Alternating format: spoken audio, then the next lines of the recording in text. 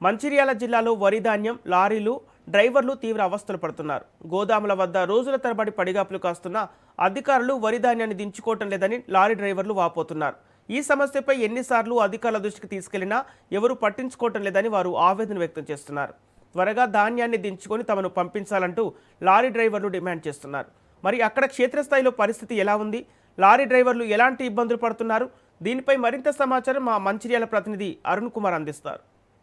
ధాన్యాన్ని తరలించినటువంటి లారీల యజమానులు కావచ్చు, లారీ డ్రైవర్లు, అదేవిధంగా కూడా ఏదైతే రైతులు కూడా తీవ్ర ఇబ్బందులు ఎదుర్కొంటా ఉన్నారు. ఒక పక్క మిల్లర్ల దగ్గర రోజుల తరబడి లారీలను తీసుకొచ్చి నిలిపివేసినా కూడా ఇప్పటి వరకు అయితే అన్లోడ్ చేసుకోవడం లేదైతే రైతులు ఆవేదన వ్యక్తం చేస్తున్నారు.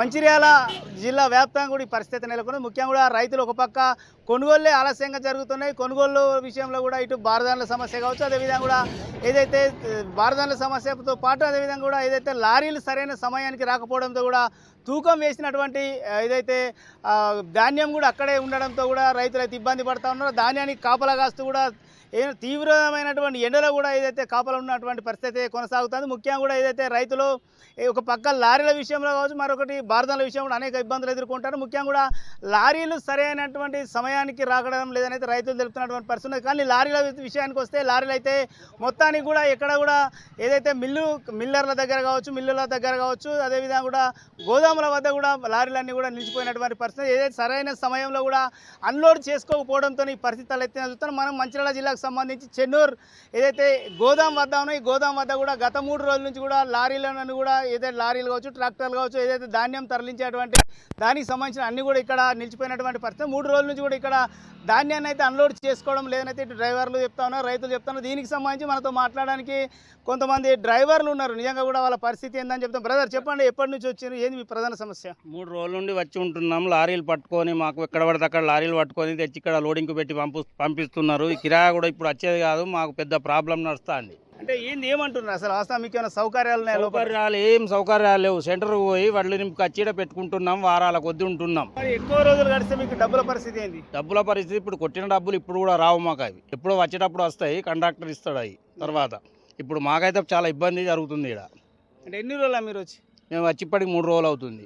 అంటే ఏం కావాలనుకుంటున్నాం? అల్లుడు కావాలి మాకు, వేరే ప్రాబ్లం ఏం లేదు. రైతుల గురించి మా లారీలు పట్టి పంపిస్తున్నారు అధికారులు, దాని గురించి మాకు అన్లోడ్ చేసి పంపండి. లారీలు పెట్టమని అంటలేం, పెడతాం కానీ మాకు అన్లోడ్ చేయండి. ఓకే, మీరు చెప్పండి అన్న, మీరు ఎన్ని రోజులు వచ్చి ఏంది పరిస్థితి? మేము వచ్చి ఇప్పటికి 2వ రోజు అన్నది.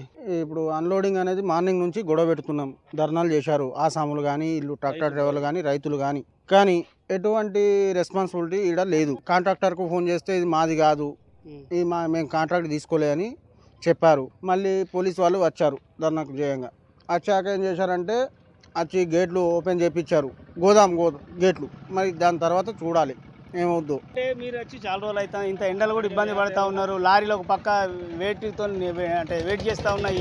ఏంది అసలు పరిస్థితి ఉన్నది ఇక్కడ. రెస్పాన్సిబిలిటీ ఎవరికి లేదు. దించే లోడింగ్ చేస్తున్నాం కానీ ఇక్కడ అన్లోడింగ్ కావట్లేదు.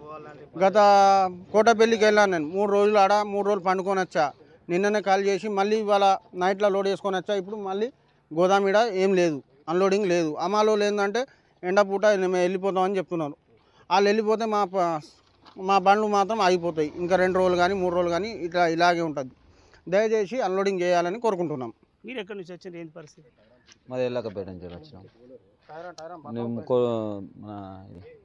వేమనపల్లి 3 రోజులు వండుకున్నాం, ఇక్కడికి వచ్చినాం. నిన్న నైట్ వస్తే ఈ వరకు అమలు లేరు, ఇంకా వీళ్ళు ఆఫీసర్ రాలేదు, ఇంకెవ్వరు రాలేదు. మా పరిస్థితి నీళ్లు దొరకట్లేదు. మొన్న కోటపల్లిని అయితే నీళ్లు లేవు, తినడానికి ఏమి లేదు. టీఆర్ఎస్ వాళ్ళు వచ్చి 2 రోజులు అన్నం పెట్టారు. బీఆర్ఎస్ వాళ్ళు వచ్చి వాళ్ళు చల్లటి నీళ్ళు ఇచ్చారు, 2 రోజులు అన్నం పెట్టిండ్రు. అంతే. ఏం కావాలనుకుంటున్నాను అన్లోడ్ కావాలి సార్. రైట్గా దీనికి సంబంధించి బ్రదర్ చెప్పండి, మీరు ఎక్కడి నుంచి వచ్చారు, ఇక్కడికి లోడ్ ఎప్పుడు తీసుకొచ్చారు, ఏంటి పరిస్థితి? లోడ్ తెచ్చి 3 రోజులు అవుతుంది. ఇప్పటి వరకు అన్లోడింగ్ ఏం పరిస్థితి లేదు. మళ్ళీ ఒకటి ఏంటంటే తొందర అన్లోడ్ కావాలని తక్షణమే అన్లోడింగ్ కావాలని కోరుకుంటున్నాం. టైర్ల మీద కూడా బాగా వెయిట్ పడుతుంది. ఇప్పుడు ఏంటంటే బండ్లు తొందర కాలబట్టడం లేదు, టైర్లు కూడా వలుగుతున్నాయి. మాకు కూడా ఇక్కడ ఏం లేవు, తానం చేద్దామన్న నీళ్ళు లేవు, ఏం లేవు. ఏది లేదు వ్యవస్థ మొత్తం. ఎప్పుడో ఎవరికి అడిగినా ఆడ రెస్పాన్స్ ఎవరు ఇస్తలేరు.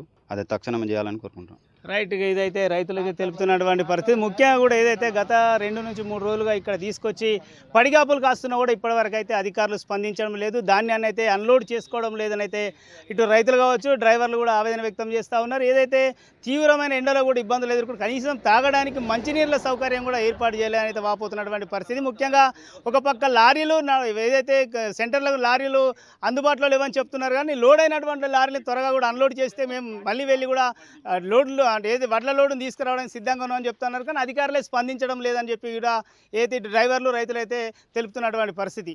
కెమెరా పర్సన్ శ్రీనివాస్తో అరుణ్ కుమార్, రాజ్ న్యూస్, మంచిర్యాల జిల్లా.